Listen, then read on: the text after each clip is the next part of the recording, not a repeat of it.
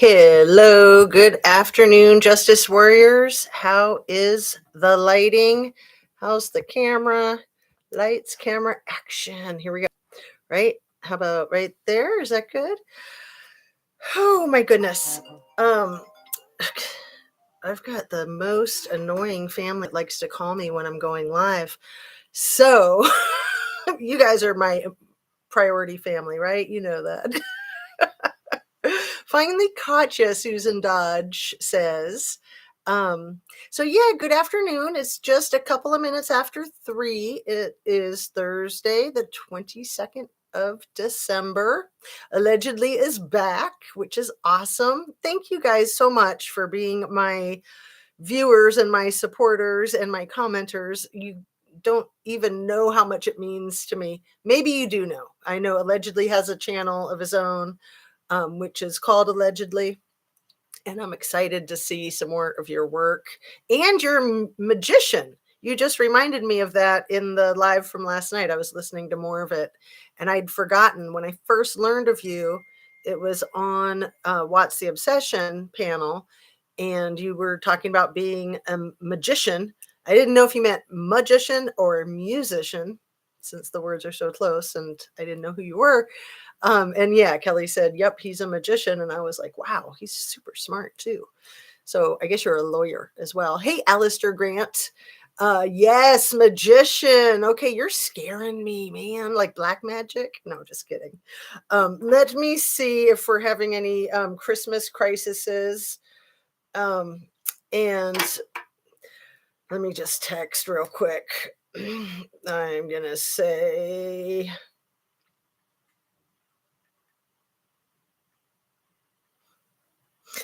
all right. So yeah, kids are still out shopping. So I got to tell you guys the good news. I had to go return 2 gifts this morning. I had to go into a T-Mobile store because my son's iPhone went dead. Just bizarre. And then I had to go into another store. So 4 places. And each one of them was like lickety split, no line, no hassle, nothing. Like that never happens. I was so excited because I was fully prepared for like Christmas mayhem. So that starts tomorrow, right? Or after work tonight, probably like 5 o'clock. It's going to be nuts. But yeah, I was totally psyched just getting in and out. And at T-Mobile, they literally just like massaged his phone and it fixed itself. So that was great because turns out we did not buy the insurance on the iPhones. We only got the insurance on the Samsungs, allegedly. I think we got insurance on all of them. But anyway, let me read. Michael McAllister says, hi, everyone. And how are you doing today? Happy Christmas to everyone. Soon. And has anyone else heard that lots of animals are acting strange right now? I've not heard that. I was so afraid that you were going to say there were more like animal cruelty things going on in Idaho. I mean, that whole thing is just absolutely disgusting. Alistair Grant says, yes, I have heard and seen the videos. Very interesting. Hey, Mike. So yeah, Merry Christmas, everyone. I have so many things written down to share with you guys. Where to start?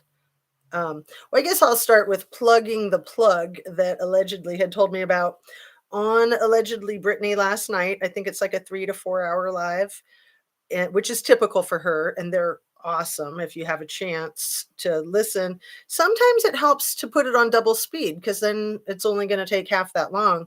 But sometimes it's not really fun listening to people on double speed. It just depends. I can do double speed. I used to not be able to tolerate it. But anyway, for the longer ones especially, it can be helpful.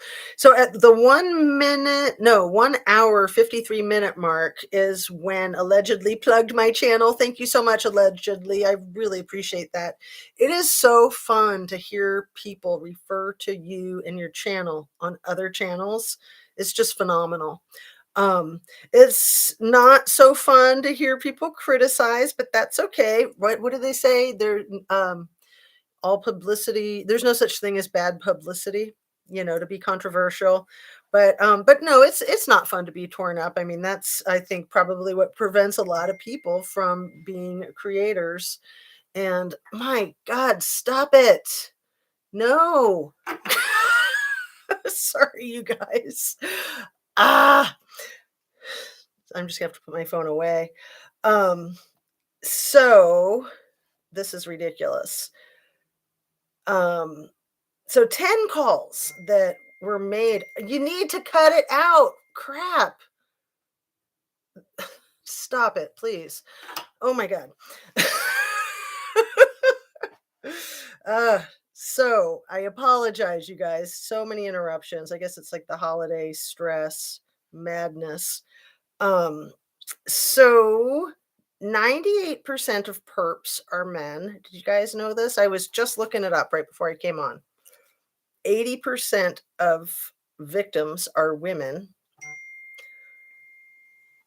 I'm throwing the phone across the room, seriously. Ah, sorry, you guys. Now you see me snap. That's about as bad as it gets. And I try not to throw things ever because, pets and stuff, like, even if they're not over there, they could run over there right when the thing is there. So, anyway, no more of those distractions. That's just really, really ridiculous. So a huge percentage of women that are murdered by their intimate partners. For 75% of the homicides by domestic violence, it's when they tried to leave the relationship. So that's the most dangerous time. I find statistics fascinating. I mean, I've always known that the breaking up is the most dangerous time for domestic violence victims, and that is often why they stay. Um, Sifa says, relatable with the phone. I know, I hate my phone. And when my son's phone was dead for the last couple of days, I let him have my phone last night, and he was going over to a friend's house, and I love not having my phone. I love not having my phone. Like, sometimes I think I would just, like, lose it on purpose. Because I'm just, I like my freedom. I like to not be tethered. Um, Throw pets. No, no, definitely never throw pets. Hoping for answers late, but here, finally caught alive. Awesome. So I was just going over the percentage of perps being men, 98%. So when we're talking about this case and we say, the guy or the people that committed the crime, 98% of the time it's a guy or guys, and 80% of the time the victims are women, which, like in this situation right here, 75% of those four victims were women, right? So it fits right in there. Checked out Captain Kurt. Love that channel. He's awesome. He is really good. He's just like a straight shooter. And I really appreciate that he's been coming into my chat. That is excellent and a huge compliment. Sometimes I feel like my phone dings all day, but especially when I'm at work. Right. As soon as you get busy, right? It's good to unplug for a while. -9 here, Phantasmic Ether feels like -34 with the 30-mile-an-hour winds. Holy caboli. I'm in Ohio. I think it's about 40 degrees right now. And then tonight, overnight, it's going to turn into -8 by 7 in the morning, the last time I checked. So this is the kind of night where your pipes freeze, your car won't start in the morning. Um, yeah, it's going to be rough. That is really rough. And yeah, the wind chill factor, I guess in the Great Plains, it's supposed to be -50 tomorrow when we're suffering in the negative single digit. So we can't complain, right? It's all relative. Anyhow, let's see. So the 10 calls, this is so important to me because I knew that there were 10 calls, right? We have 7 calls from Kaylee's phone to Jack's phone. And then we have 3 calls from Maddie's phone to Jack's phone. Did I say 7 or did I say 6 with Kaylee? It was first 6, then the 3, and then 1 more from Kaylee. So 10 phone calls to Jack's phone. And then there was a text. So another contact. I thought that that was one of the 10. So then there was a text. The text was what said something to the effect of, "Come on, Jack, get back to me or pick up the phone. We have a dog together." I was fascinated to hear that. I had not heard that that was a text after the 10 calls. Hoping for answers. Okay, this is all weather stuff. I'm gonna just stick with what I'm talking about here, except not so dumb blonde says 66 here in Florida. Okay, that's when you want to live in Florida, right? Is when we got the negative numbers. 66 sounds pretty good. So, the text about the dog. We've all known about the dog, right? So, really thinking about the dog, I didn't know that Kaylee was not allowed to have a dog at her house. The house that Jack was staying at, where he had his apartment across the street, allegedly, is allegedly the same owners, the same management company or whatever it is.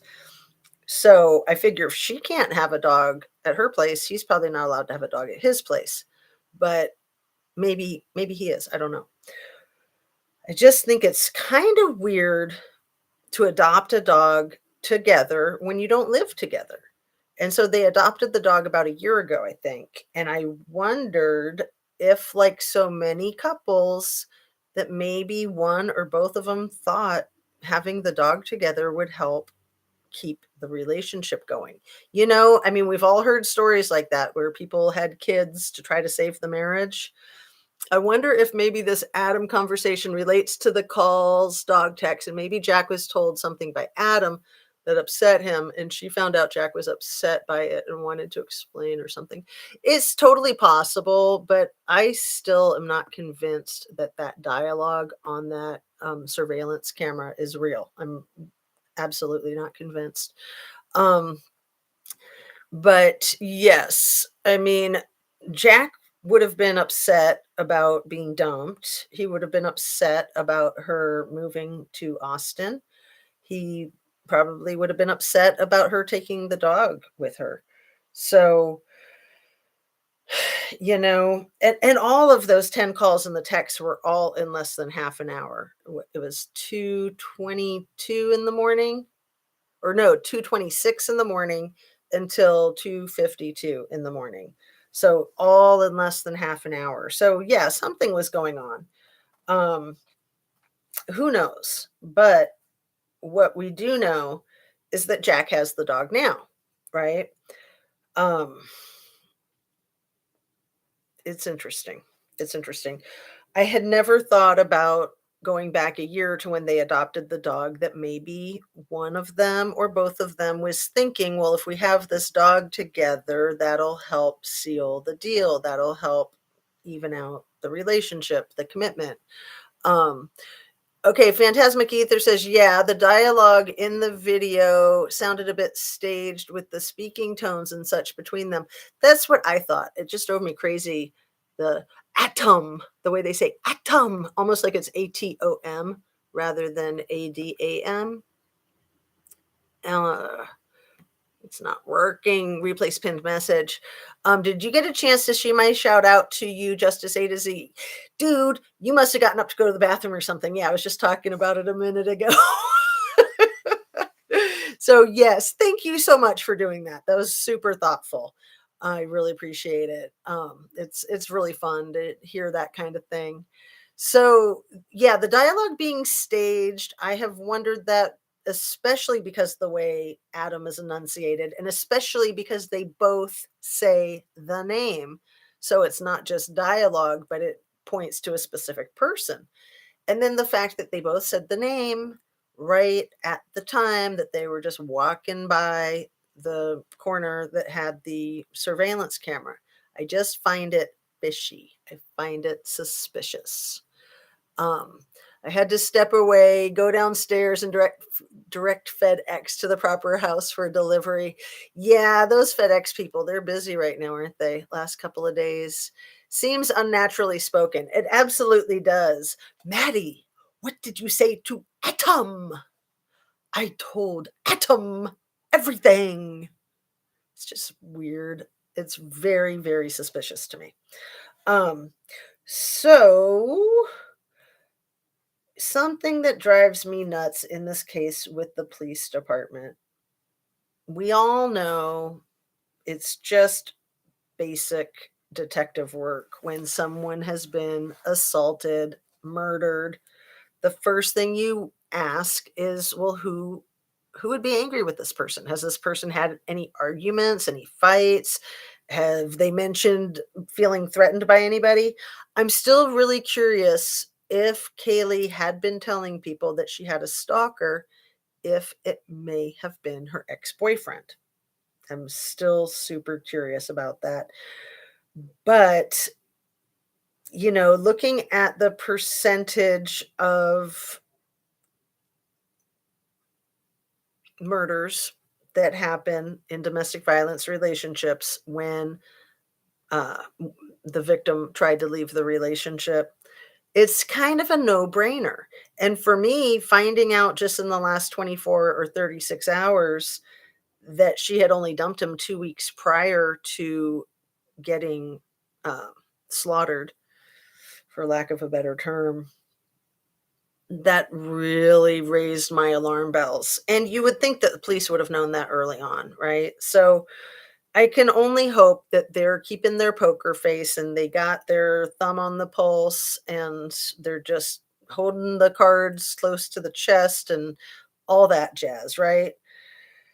It's very, very concerning to me when they talk about widening their scope, when the scope should be widened to start with. I mean, you should always be going back to the last few days and few weeks of victims' lives and what types of conflicts were they having? Were they having arguments with people? Who was upset with them? What was going on? Were there big changes? Had they just lost a job? Had their housing changed? Had their school status changed? Had their relationship status changed?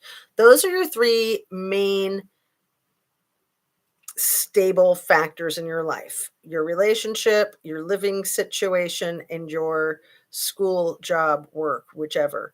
So, when you have a change in any of those three, it's going to create a lot of stress in your life, even if it's a change for the better. If you have all three of those change at the same time, like look at Kaylee. Kaylee had all three of those changing simultaneously. It's going to be a turbulent, rough ride for many months until things settle down, till you get your routine and get your bearing. It's really important when you're going through transitions like that to keep some type of routine, whether that's like your exercise routine or your, you know, talking to somebody on the phone each night before bed or whatever your routine is, to keep that consistent when you're making big life changes, and especially if you have all three going on at once. I think we all pretty much intuitively know that. We try to avoid those types of big life changes all lined up together. Having two of them happen simultaneously is rough. Having three of them happen simultaneously is almost a disaster. I'm just warning you in case you're going through something like that. And look at Kaylee. Again, good example. I mean, holy caboli, right? Doesn't get any worse than that. I had to step away. Oh, we're still right there. Okay. Am I already did that one. I'll highlight that last one from allegedly. All right, you guys. So I got some more things here in my notes. The thing that I was mentioning earlier today about Paula Plunder, Ickmael. No, it was Grizzly, Ickmael, and Pascal that were highlighted on Inside Edition, but Paula Plunder was also highlighted on one of those bigger shows like News Nation, or I think it was Inside Edition. She spoke about it in one of her last two videos. So I just think that that's really a great feather in the caps of these content creators. And I feel like it's kind of a notch in the belt of YouTube creators in general with the true crime community, because we're being looked at as having more clout, right? Everyone got so quiet. I know, it's scary, isn't it? I saw that too. I was like, spooky. Okay, everyone's out Christmas shopping. Oh no, they're Christmas shopping online on their other device, right? Getting that rush delivery. So, um, this might sound kind of out there, but it occurred to me that the murderer or murderers did not try to conceal their crime.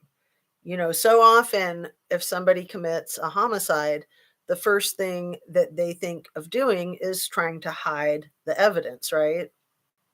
Obviously, in a situation like this with four, that's not really going to be possible. Except, there was that case in Austin, Texas, 13 years ago, or was it even more? Um, yeah, it was the one that was in 1991, I think. It's a really long time ago. So maybe 31 years ago. The one that was at the yogurt shop that I spoke about the other day. The people that committed that quadruple homicide, they burned the world's best yogurt shop down to try to destroy the evidence and conceal the evidence. So it just is interesting to me that the person who did this did not try to destroy the evidence. Maybe they felt like they didn't have time. It's hard to say, but I think that that's kind of a priority when somebody commits a crime like that, is to try to conceal it. So I don't know. Well, I was thinking, do the cops just ask, did you do it? And when they say no, they say, okay, off you go.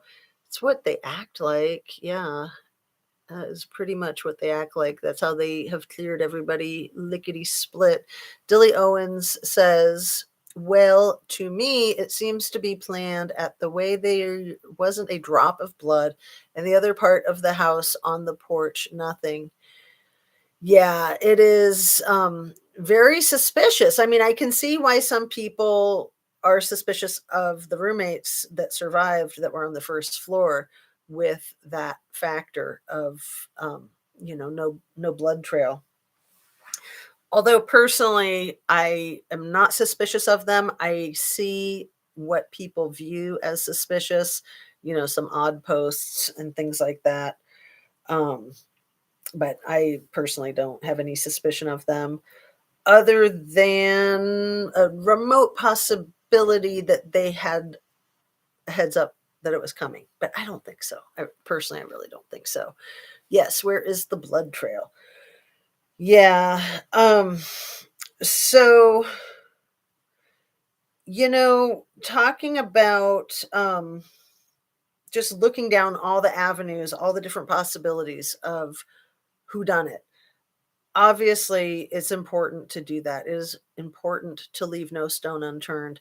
One of the problems with an investigation, when it's so obvious who it was, is then the defense attorney can really drill that home and say, well, you didn't really look at any other options, did you? You didn't look at, the sex offenders in the area, or the other weirdos coming around the house, the parties when they weren't home, that kind of stuff.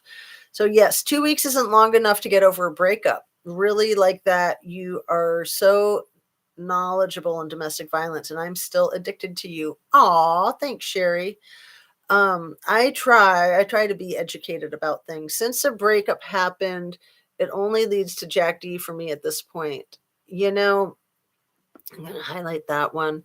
That's sort of where I've been at, and just to me, the suspicious behavior, the weird posts, the weird comments in social media, like that guy is just not, he's not dealing with a full deck.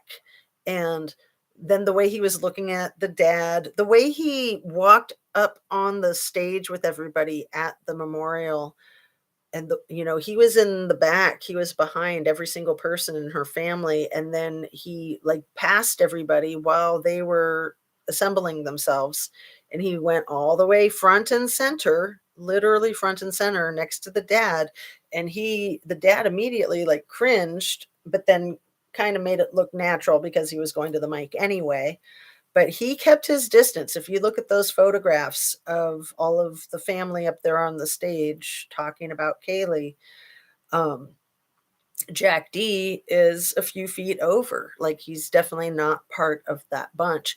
And it's interesting to see too that he had a piece of white paper, it looks like, in his hand, like he might have had some things that he was going to say, but he did not get the opportunity.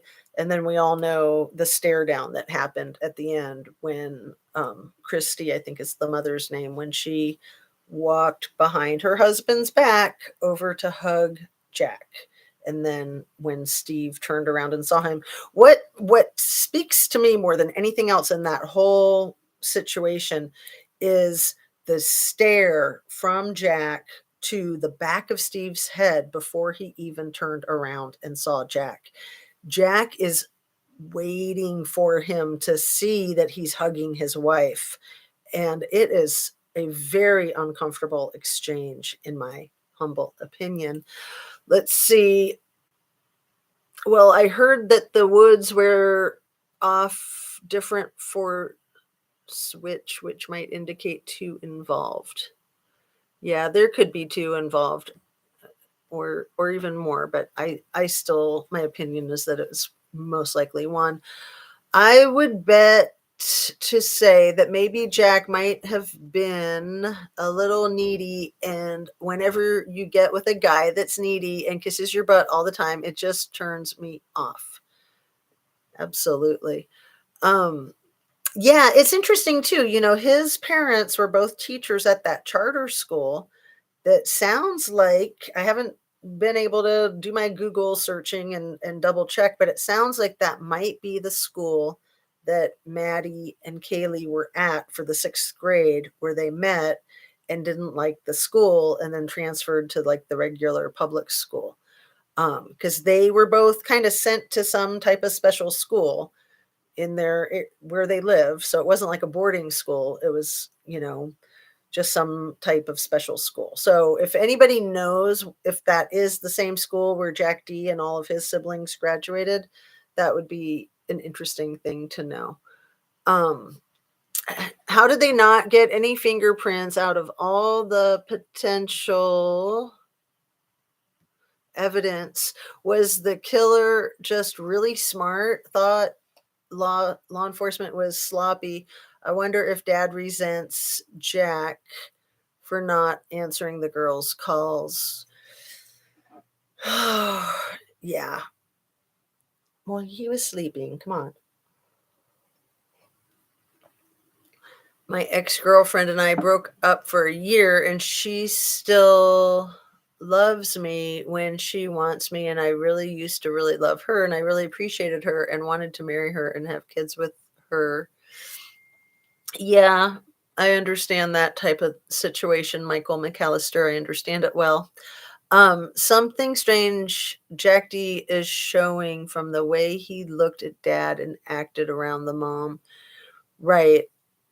I agree, Heavenly Clouds. And just the way he has not made any public statement whatsoever, like not through a lawyer, not through a family member, not through a church leader, not through anything. I think that that's extremely striking, that they were in a relationship for 5 years and she's slaughtered along with 3 other people that he knows very well, and he hasn't come out to say anything. I find that sus. Also, did Jack D DV on Kaylee? Do we know? I don't think we have the information of physical violence, but he certainly seemed like a manipulator, a gaslighter. If you look at the social media, and I'll just leave it at that. Um, My exes are exes for a reason. It didn't work. I sever all ties. Keeps life simple without bad reruns. I agree with that kind of attitude, allegedly. Like, yeah, it's nice to be friends, but not really. It's awkward. It's awkward, awkward, awkward. It's almost like leaving the door open to potentially get back together, in my opinion. I'm not good with that. I think yes, when it doesn't work out, it's just best to have a clean break.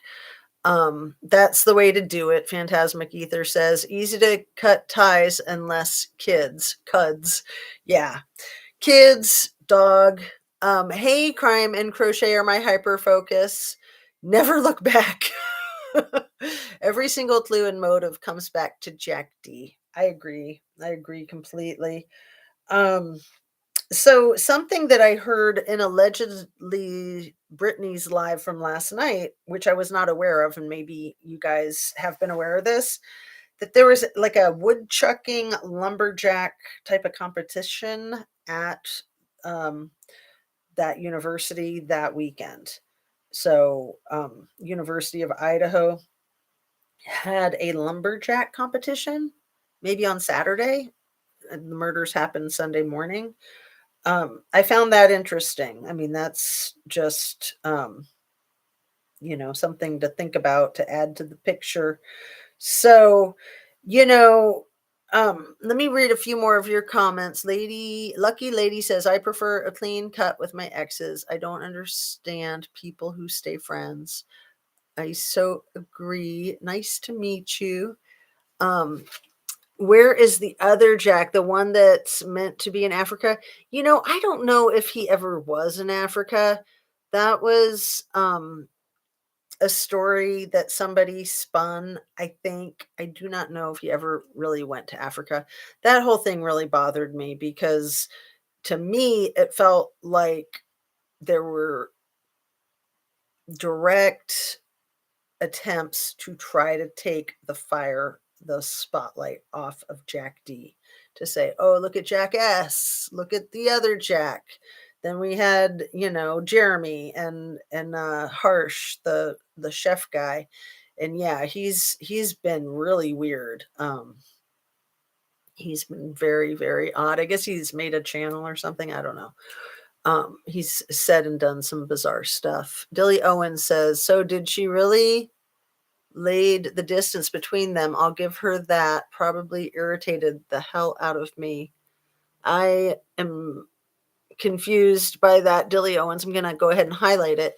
So, did she really laid the distance between them? I'll give her that. That probably irritated the hell out of me.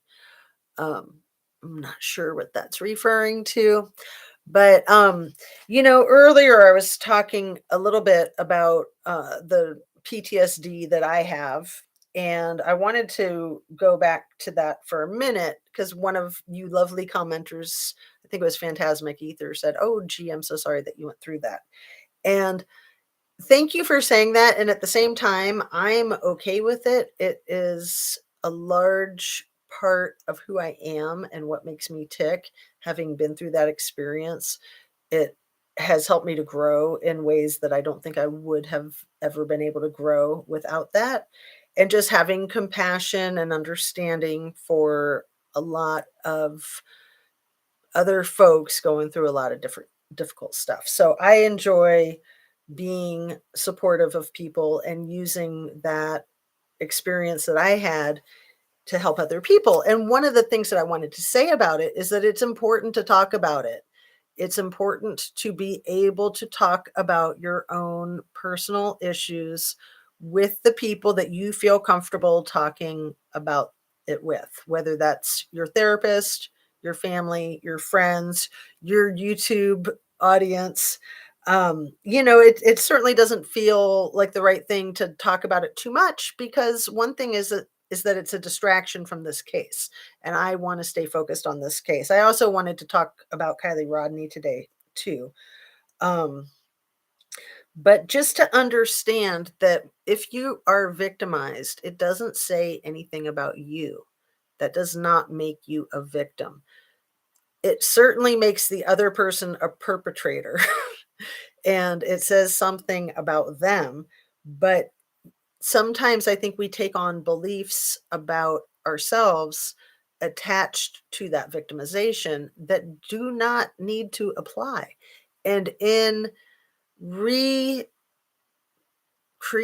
what you believe about yourself, what you believe about the world because of that situation, and being able to analyze that and decide what your beliefs are, it is extremely therapeutic, extremely cathartic. It's almost as if you could rewrite the history. So, I just wanna encourage people to do that, that if you have trauma, talk about it with somebody or even just journal about it, but talk about it with a therapist, talk about it with a close friend, a family member.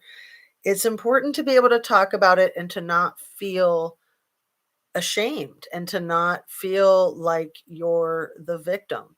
You are the otter of your own fat, right?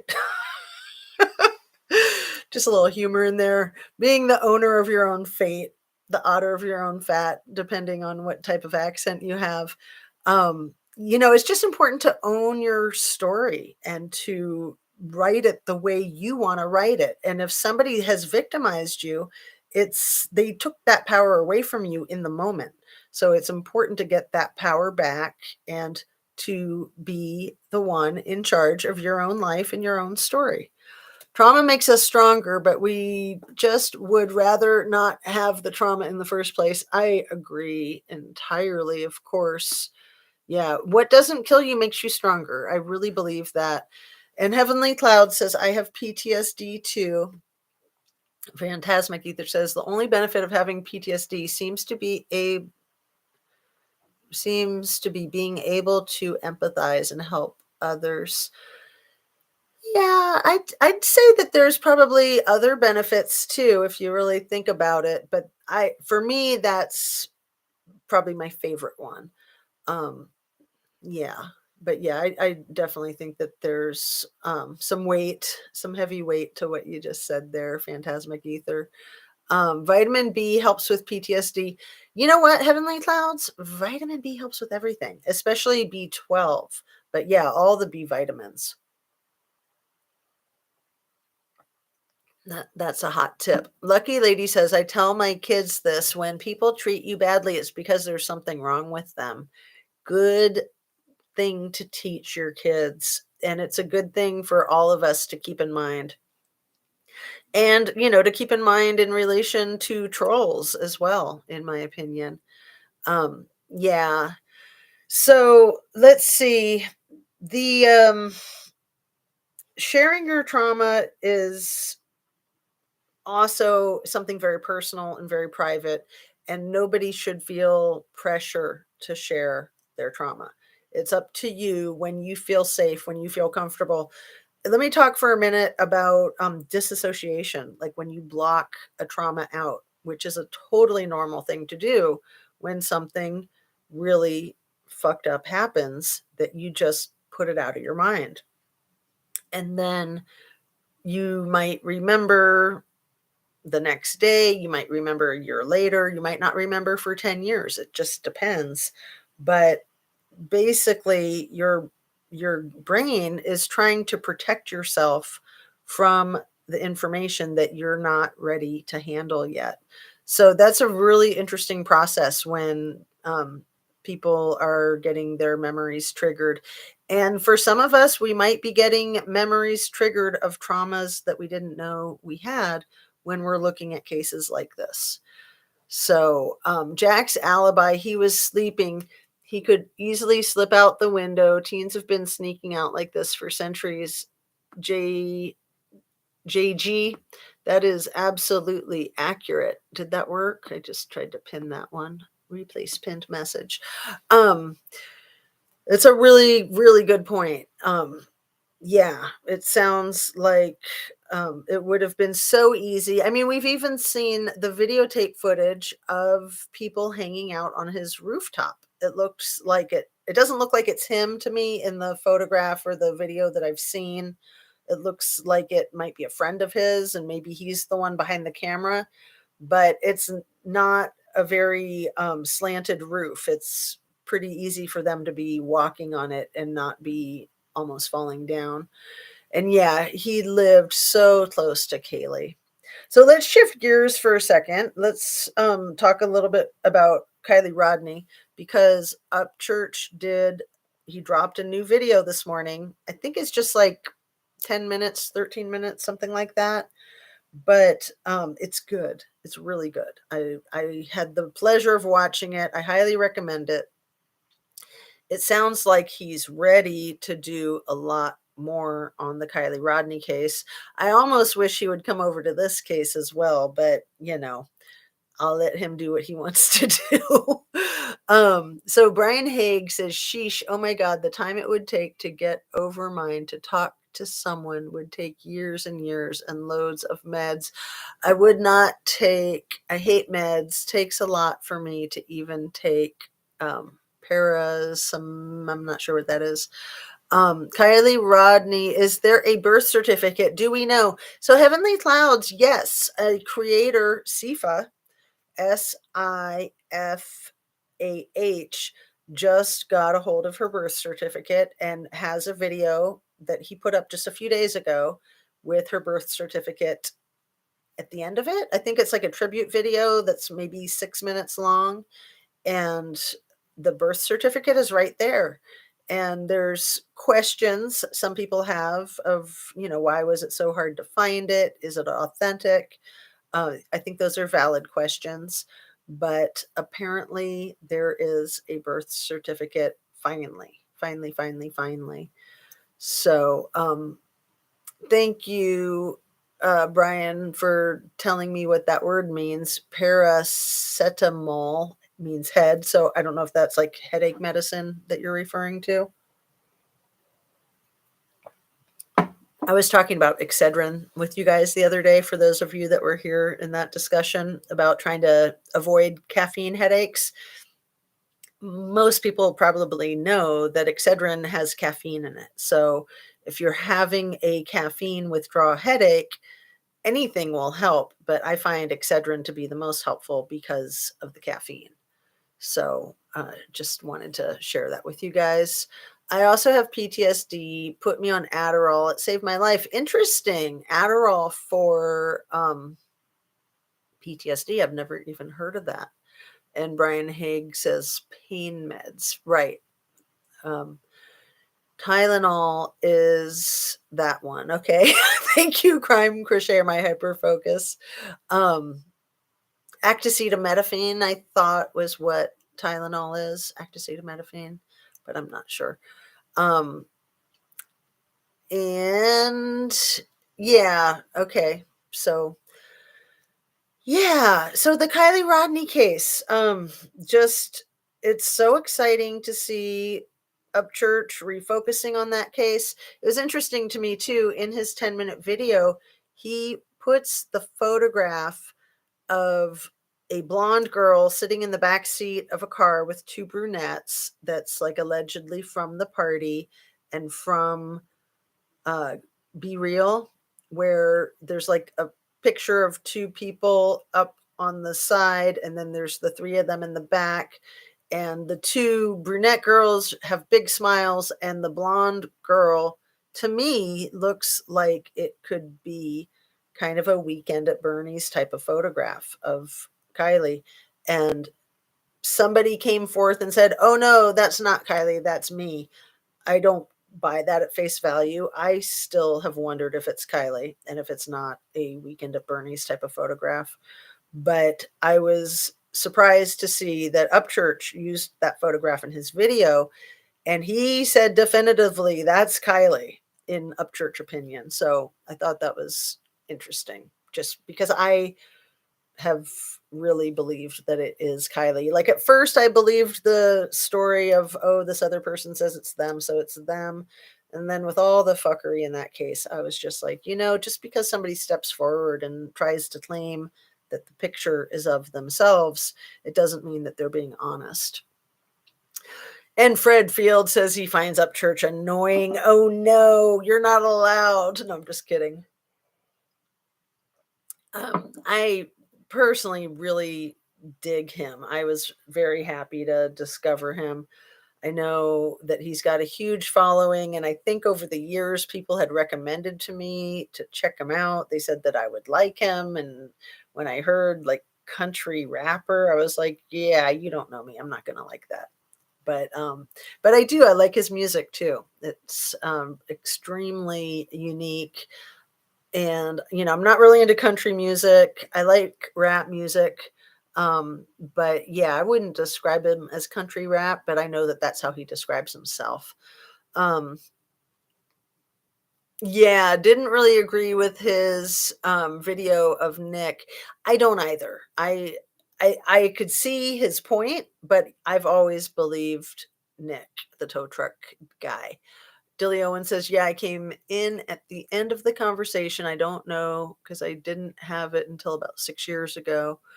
Um, just like the 2 Jane Does. Yes. Yeah, that was ridiculous. I never bought the story with either one of the Jane Does because of the channel that they came from. And I've talked about it a few times that that was the same content creator that had the TikTok that got herself in deep shit with the Gabby Petito case when she pretended to find a water bottle and got her TikTok shut down immediately. And I thought she was going to get arrested by the law enforcement there for interfering with an investigation. But Phantasmic Ether says, "I love his humor. I was cracking up this morning." I know, I love his humor. I watched that Red Flag Ronnie 1 and Red Flag Ronnie 2 so many times. I mean, I just totally crack up. I love his presentation and his timing and just the way he puts it all together. So funny. Upchurch says what he wants, then he can change it later as evidence comes out. Watch the Upchurch, don't really like him, but I get what he's doing. And his new song is good.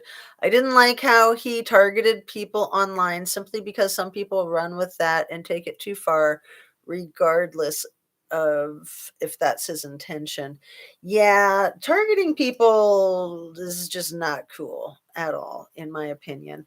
And some people could accuse me of targeting Kaylee's ex-boyfriend or Kylie's ex-boyfriend. And if that's your opinion, that's your opinion. I don't think that I'm targeting them. I think that I have very valid questions in both of those cases. Both of those young women were breaking it off with long-term unstable relationships.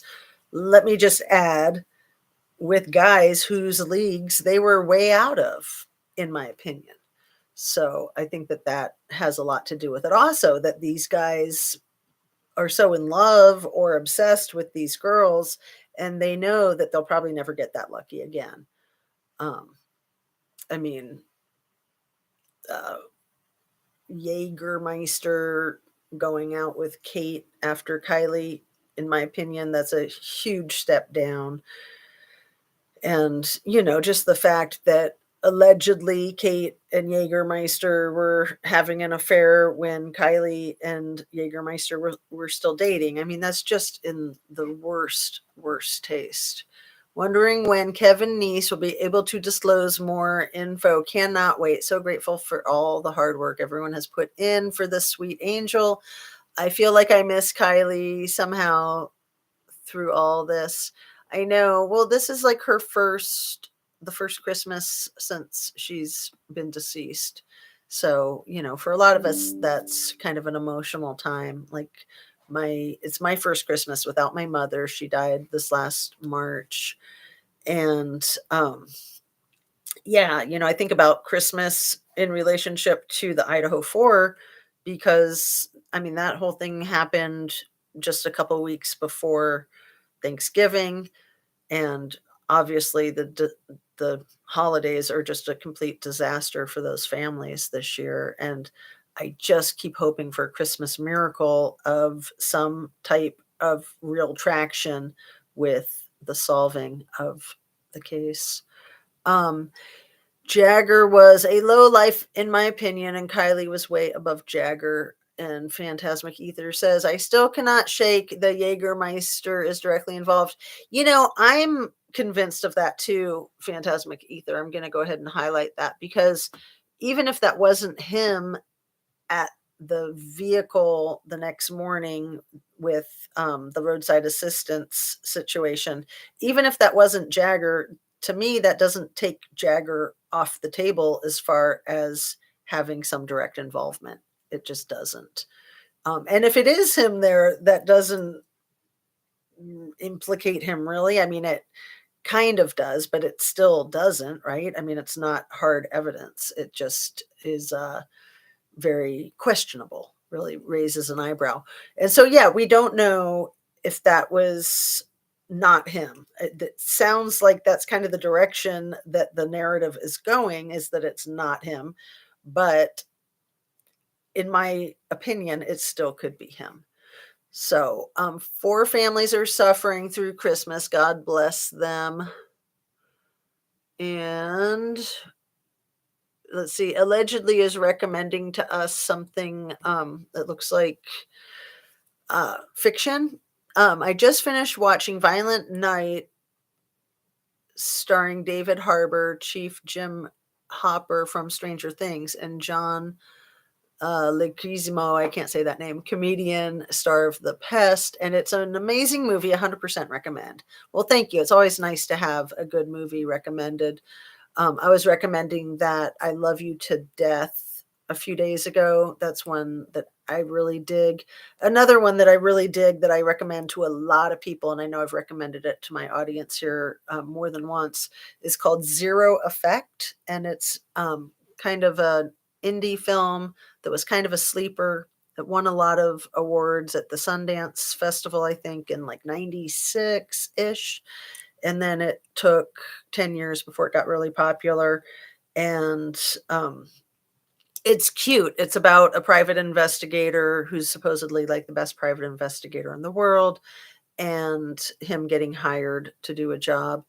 The private investigator is Bill Pullman, and he's a fabulous actor. A lot of people love him. I didn't really know what a fabulous actor he was until I saw that movie, but Ben Stiller's also in that movie, and he plays not a comedian. He plays it straight.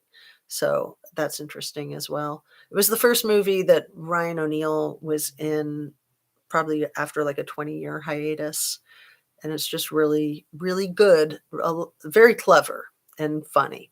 To be honest, I rewatched Coupland the other day and said, interesting. Holiday seems to be a double-edged sword, bittersweet at times. Absolutely, absolutely. Um, some of these cases remind me of that Netflix series, I've never heard of that one. I'm going to write that one down. So there was a Netflix series called Bloodline. I think it was not Netflix. It might have been Hulu, that I really liked. It was about a family in um, the islands off of Florida. I'm totally blanking. What are those islands called? Key West, right? Key West is the furthest one. So the Florida Keys. There we go. Bloodline is a movie about this family that lives in the Florida Keys, and it's a fascinating movie, series, a fascinating storyline, excellent, excellent cast. And then another one I really dug was a Hulu original called Chance, and I think it only had 3 seasons. I think both of them only had 3 seasons, and it seemed like they could have gone another season or 2, but they kinda stopped abruptly. And Chance is about a homicide detective, and it's extremely clever, and just both of them are very artistically well done. A lot of talented people involved. And one of the interesting things about the series on Hulu, the one called Chance, is that it gets into the evil of the district attorney that is actually even more evil than the homicide detective that they're um, focused on in the story. It's just really clever. I highly recommend Bloodline and Chance if you're interested in finding something to binge on. I'm always interested in finding something to binge on. So I wrote down that one. You is a good show. Creepy, Lucky Lady says. And Violent Night. I'm not familiar with that one either. Being a mother of four kids and working full time, it's not like I have a lot of time to watch stuff. Dexter, you can tell the writers did deep research into true crime prior to watching the shows. Yeah, Dexter's actually way too creepy for me. I've tried to watch it a couple of times. It seems like the kind of thing that I would like, but it's just like over the top creepy to me, in my opinion. It is Violent Night and it's absolutely awesome. Well, I'll have to check that out. And Phantasmic Ether backs him up, says, "Yep, it is." So we are getting close to the hour mark. I was going to wrap it up, you guys. Let's see. Is there anything else to talk about with Kiely Rodni, with the Idaho Four, with Kylan Schulte and Crystal Turner? That Kylan Schulte Crystal Turner case that I think is directly related to the Gabby Petito case, that one just kills me. It just breaks my heart. It breaks my heart how overlooked it was. It breaks my heart how unresolved I think it is. And yeah, maybe we can talk about for a minute Brian Laundrie, because I think that it's the common consensus, I think, is that Brian Laundrie is deceased. But I think that there's more than one or two people that do not believe, never did believe that he's deceased, that he basically faked his own death. And it sounds crazy, and a lot of people don't think that it can be done, but it has been done, and I mean, it's a crazy thing to do, but people do it. People do fake their own deaths to get out of trouble. Are you going to do a panel here soon, maybe a casual meet your subs panel and have everyone come up and say hi and stuff?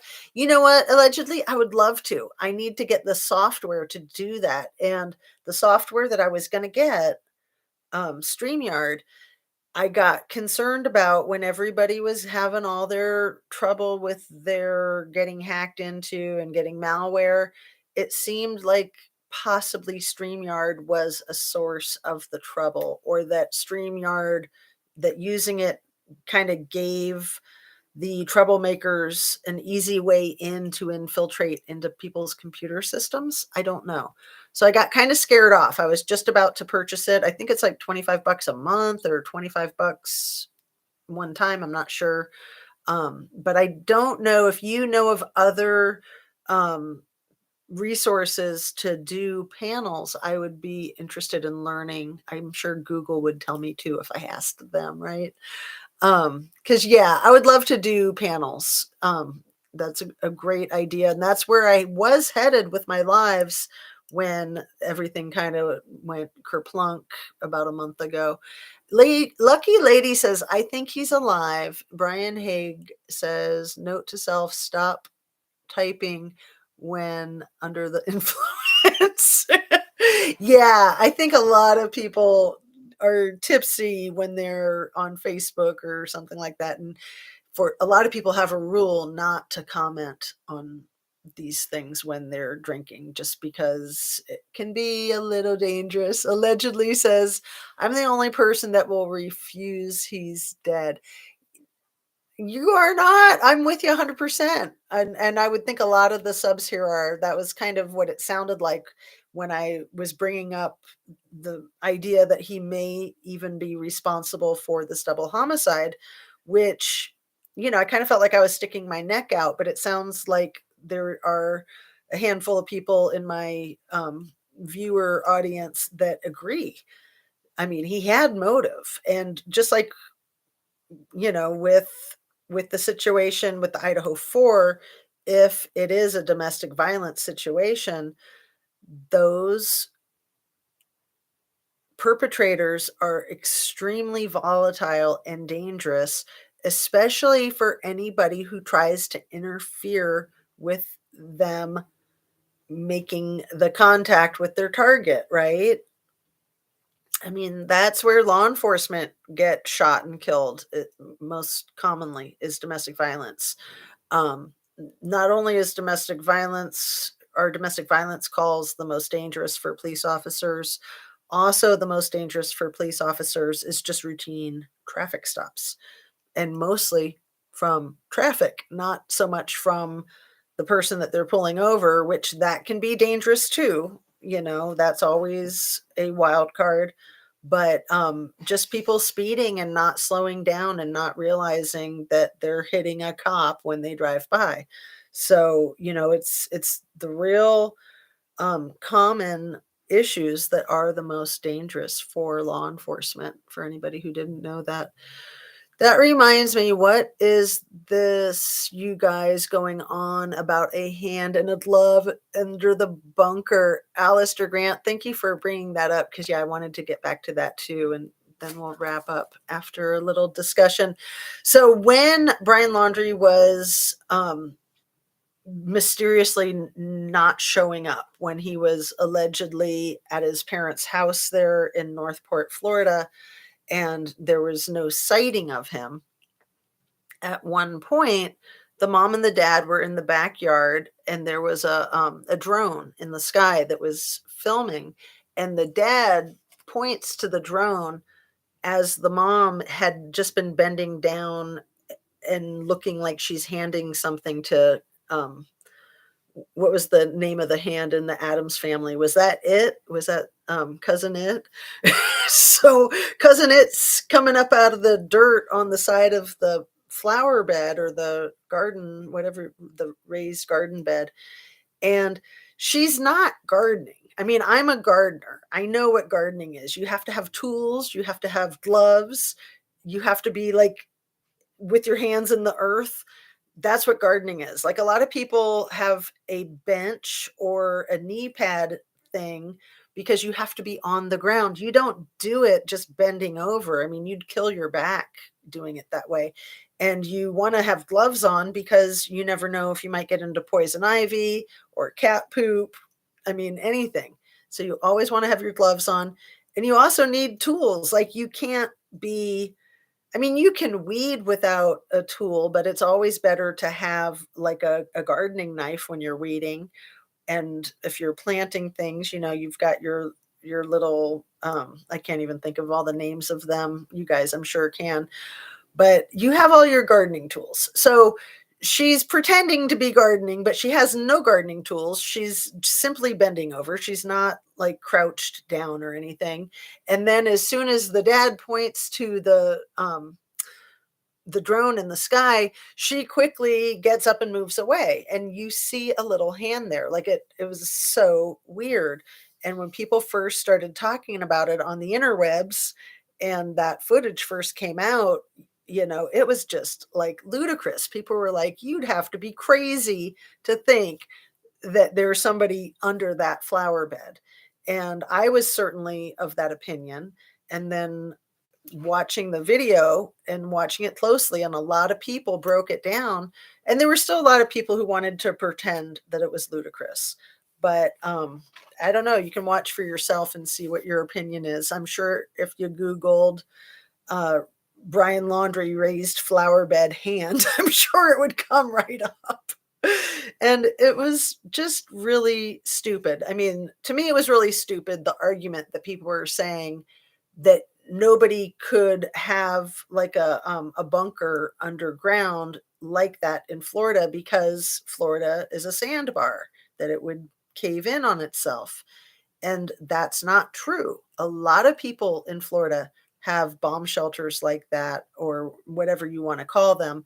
And, half of the population of Florida has swimming pools in their backyard, which is the same type of structure. Like, you can easily have that in Florida. So that was the argument against it. It was like, oh no, that's just not even possible. Yeah, it is possible. So, personally, I don't think it's a bunker. I think it was a hiding place they put stuff for anyone to pick up later that night. Interesting, allegedly. Very interesting. So, one of the things that convinced me when I was of the impression that it was just completely sheer lunacy, and looking at photographs of their backyard and just how quickly it changed. Like those raised garden beds were not there a couple of weeks prior, and then all of a sudden they're there. And also the way they had, like, I think a fire pit and some chairs, it just wasn't right. I mean, I do a lot of outdoor living with fire pits and chairs and patios and porches and all this stuff, and it just wasn't right. Like, you're not going to have the way they had it set up, it just wasn't the way you would have it set up. And they have a really nice property there. They have a really nice, what would you call it? Like a 3-season room or 4-season room, a screened in porch. They have a lot of um, very high quality living arrangements and outdoor living arrangements on that property. So, yeah, it just doesn't fit. And then there was like a shed too that, just check it out for yourself and see what you think. We can readdress it. He's alive and then had a feeling about that when the uncle, dentist uncle, but you never heard about the hand. Thank you for clearing up my critical thinking. Yeah, that stupid dentist uncle. Like I said, the dad practically had his dental record in his back pocket when they pretended like they found a tooth. A tooth. That was how they started their story. Well, we found a tooth, so we know it was him. And then I got to add the part about how they said that the cadaver dogs couldn't smell him because of the water, that, the whole park had been under like 3 or 5 or 8 feet of water. It don't matter. Cadaver dogs can smell with water, especially in a hot area like Florida. Um, Yeah, that whole thing was just so stupid. People watched the house mainly from the front. He or anyone for him could have climbed the back fence, got a spare phone or wallet with money for Brian, then leave unnoticed. Absolutely. And yeah, there was a lot of fishy behavior with his parents and going to the phone store and yeah, it seemed like it was pretty obvious they were setting him up to get lost in another country. Who starts landscaping when their murderer son is on the loose? Oh, the laundries. Good point, lucky lady. We also remember that the day Gabby Petito's autopsy came out was the day that the dad thought he should go mow the lawn when there were all the protesters outside. And he's just like, leave me alone. I'm just mowing my lawn. And it was just like, really? That's a real nice message for you to come out and mow your lawn on the day that the report comes out. So that's a lie. Cadaver dogs smell the released gases, methane from the body. Right. Yeah. Yeah. I mean, that's just crazy to say, oh, yeah, they wouldn't smell because of the water. Give me a break. No animal predation for the entire time they searched. I'm sure everyone would see scavenger animals all over one spot. Lies. Man, you got all the good comments allegedly. Gotta highlight that one too. 2 in a row. Let's get a hat trick going. Dilly Owen says, lucky lady, good call. And it wasn't even no plants in the box, was it? Wouldn't just dirt. I didn't know. I don't know.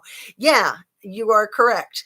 Of course, if you're gardening, you could be planting seeds, so you would just have the dirt, but you would have like your little rake thing, your little shovel thing, and maybe a gardening knife too.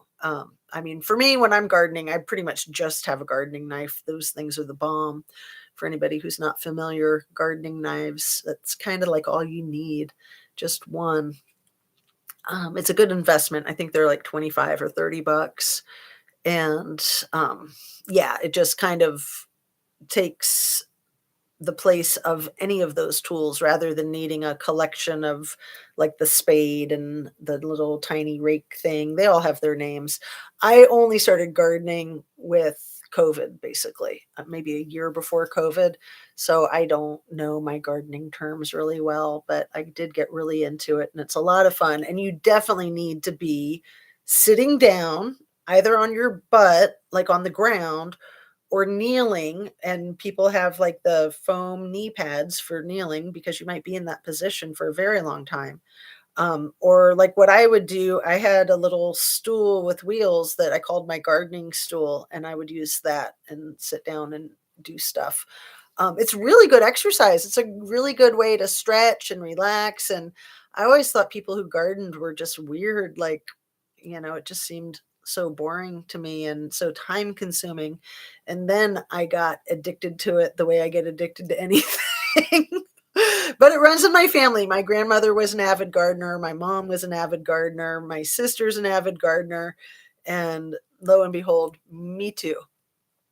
So don't give me the mic. I will go on and on and on. Even people that think the truth was told will start doubting the police completely.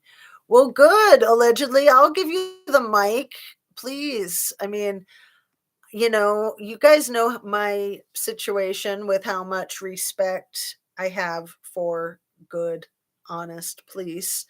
And unfortunately, in my opinion, there's too many in law enforcement that are not good and honest and that they should have nothing to do with law enforcement.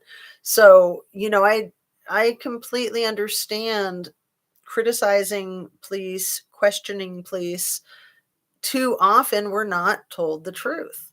And sometimes that's strategic. Sometimes the police will tell the public untruths because they need to protect the integrity of their investigation or whatever. But too often they'll throw that out as a blanket cover all lies, like, well, we're the police, we don't need to tell you what we do, it's all mysterious and you're not allowed to know, and you're not smart enough to know anyway. So it's just crap. It's utter crap. I mean, people just need to have integrity. That's all I'm saying. Just some integrity. Apparently they can smell years later when trees grow on top of a body. Wow, I've never heard that, but I totally believe it. Of course, that's pretty wild. Did I catch it? Yes, apparently they can smell years later when trees grow on top of a body. Wow. No parent, when they asked, would you like your son's bones for burial, would say, no, you can dispose of them. It's fine. Right. And there were no tears and there was no obituary. There was no service. There was nothing. Um, because they didn't need to, because it didn't happen. I mean, that whole thing was just so stupid. And I don't know if you guys have seen online the photographs of a guy named Roberto who looks just like Brian Laundrie, and his mother's name was Roberta, I think, right? Um, and he was on a dating profile in Canada, I think. And he had his age listed as 28 years old, but it looked just like Brian Laundrie. Again, you can ask Google Brian Laundrie, Roberto, Canadian dating site, and it might come up. I'll look for it and readdress it. So let's wrap up with the last few here. A gator must off shat the tooth. I love it. I'm so glad I saw that one. Oh my goodness, that's so funny. Shat, that's a good word. A gator must off shat the tooth out. LOL, listening to you, I'm completely convinced he is still walking this earth. I'm 100% convinced too. I had never thought for a second that he was deceased. I mean, just that whole thing with how they pretended to find the dry bag was such a lame attempt. Like they didn't even do a good job of pretending. It was just stupid.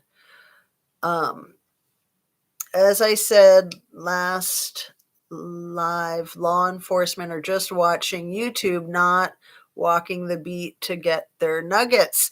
Interesting. There was a typo in there, but I won't try to reread it. I'll just pin it for people.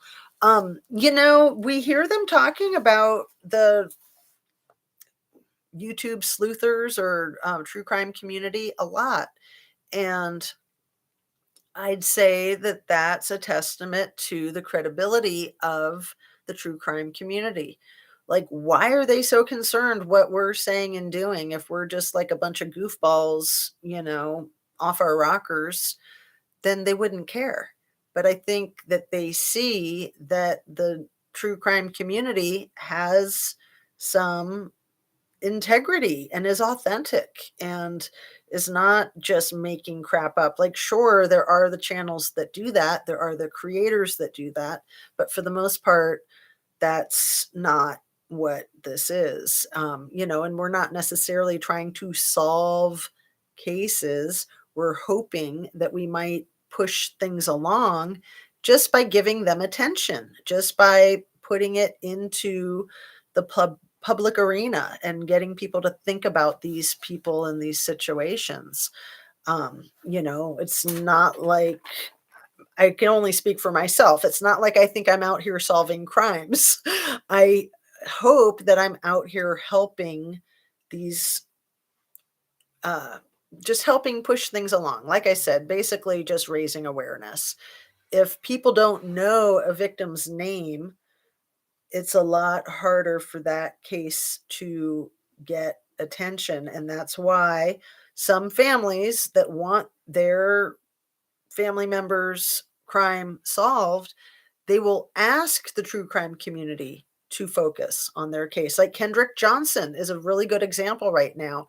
And that's one that I have wanted to focus on. Anybody who's not familiar with the Kendrick Johnson case, I would send you to Christina Randall and just watch.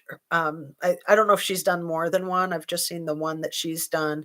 And some of my subs, some of the viewers have recommended other um, creators that have covered the Kendrick Johnson case.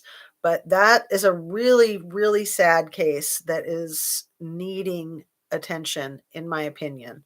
Um, and there's a lot of cases like that that people are like, well, how come our family member isn't getting airtime from these content creators? And then the families that are not wanting their family members' tragedy discussed, sometimes it's because they're trying to hide stuff, right? I mean, Gabby Petito's family was one that said, please keep covering Gabby Petito. We want everybody to know what's going on here so that we can move this case along. And they know, they're with it enough. They knew the double-edged sword of social media, but they knew that it would help, and it did.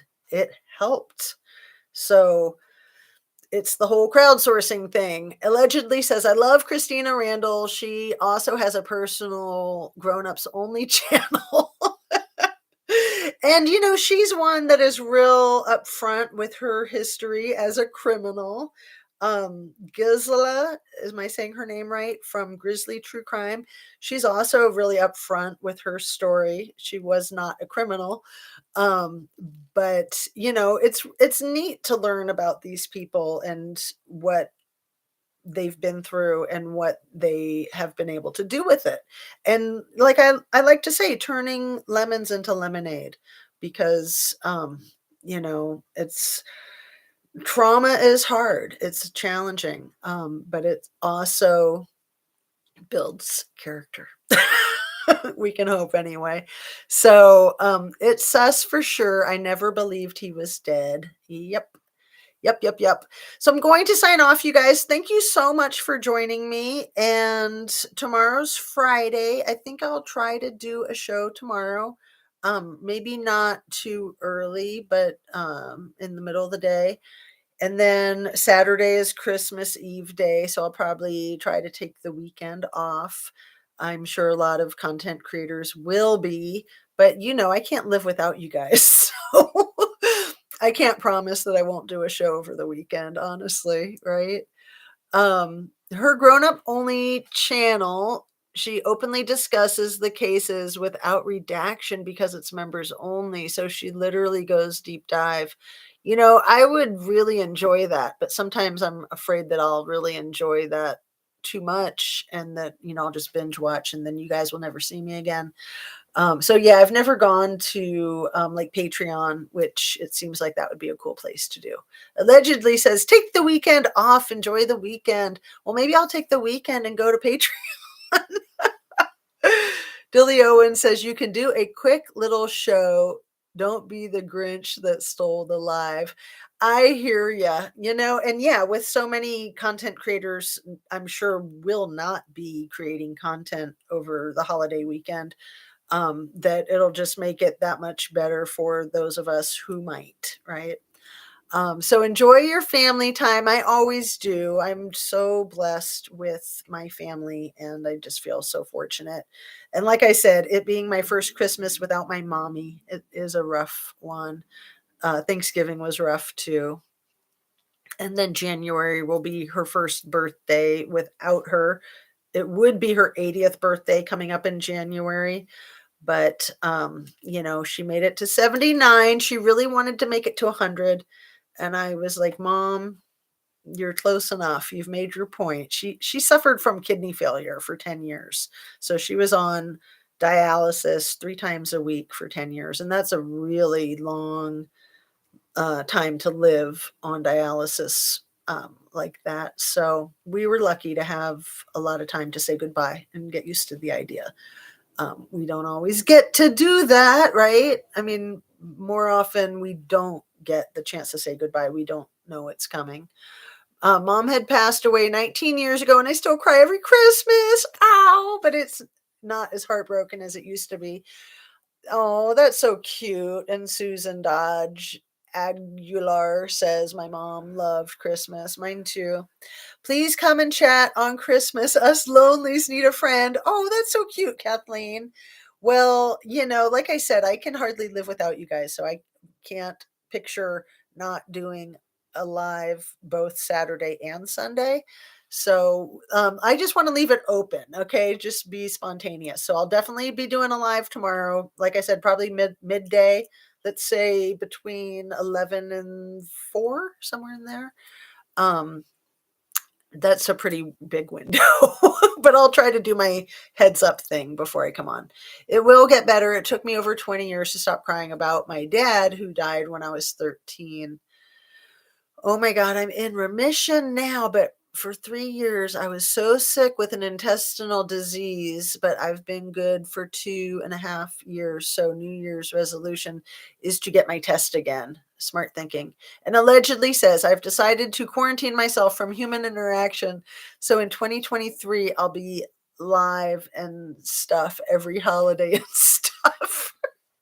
You're funny. You're cracking me up. All right, you guys, you know the routine, the goodbye. Oh, did I do the please hit the like and share and sub if you haven't already? If you feel so inclined, it's much appreciated. I did the whole thing about how everything I say is my opinion only, right? Did I? Or didn't I? If I did, it was like over an hour ago, so I forgot. Everything that comes out of my mouth is simply my opinion, has nothing to do with reality. I'm a complete lunatic. I'm off my rocker. um, it really is for conversation only and to open up a discussion. Hopefully, yeah, I think I did say it. It's coming back to me now. Hopefully, it's educational. And last and least, it can be entertainment simply because it's made for the YouTube platform, which is an entertainment platform. So there, I got all of my things all together. Now the goodbye. Thank you so much for coming and hanging out. I love you guys. Have a very, very Merry Christmas if I don't see you between now and then, if you're busy doing other stuff. Um, you know how to take care of yourself. You know you need your sleep, especially over the holidays. Get your rest, get your exercise, get your healthy food and your water, and be kind to yourself and other people. and don't let anybody be rude to you because you know they will try, especially over the holidays. Oh my goodness, people just try to mess with you. So just keep your bubble, keep your boundaries, just say, no, thank you, not today. You're amazing, Jazz. Enjoy your day and thank you for blessing us with your wit and wisdom. Oh, you are too sweet, Phantasmic Ether. And did you get my email I sent you last night?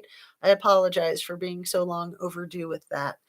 I'm really bad with email sometimes, you guys, for anyone who has not gotten a response from me. I try to respond to my email. I do. I try really hard and I get way more of them responded to than I would think that I would. Anyway, thanks so much, you guys. Peace out. Have a great afternoon, and I will see you tomorrow. Enjoy the rest of your day. Thanks.